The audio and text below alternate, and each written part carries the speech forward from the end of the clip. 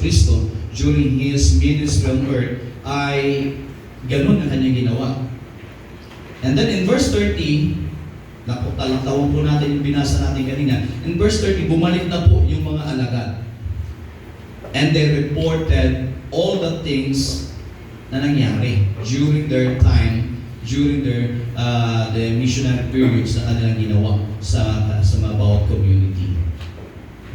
So, in between is the story of the death of the prophet. Ang kamatayan ni Juan na tagapagbautismo. At yung storyang iyon ay nagbalik lamang. No? Ito po ay isang flashback. The story of the beheading of John the Baptist, the story here in Mark, is just a flashback from the past.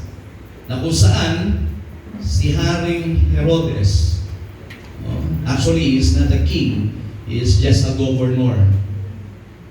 Kasi hindi po siya, kaya lang, ang gusto niya na kilalanin siya ng kanyang nasasakupan bilang hari. But he is not a king. He is only a governor. Nung narinig niya yung mga bali-balita tungkol kay Jesus, biglang nagkaroon ng kanyang yung kanyang damdamin, medyo sabi niya, anong nangyari, anong meron? So nakarating sa kanya yung mga balita tungkol sa ginawa ng Panginoong Jesucristo. So pag binalikan po natin, nandun yung nagpalayas ng demonyo ng Panginoon, andun yung nagpalakad ng lumpo, andun yung nagbigay siya ng paningin sa sa bulag. Yung bibig, nakapagsalita, yung bingi nakarinig. So, a lot of miracles that happens. And the name Jesus is everywhere. So, nung nakarating sa kanya yun, marami ang isasabi, si Jesus ay si Juan Bautista na nabuhay, na muli. Marami nagsabi na siya yung si Propeta Elias.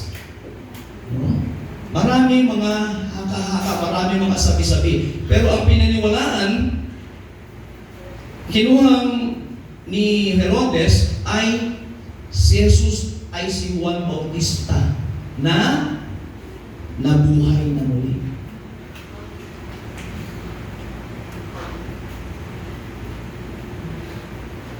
And there is the flashback story.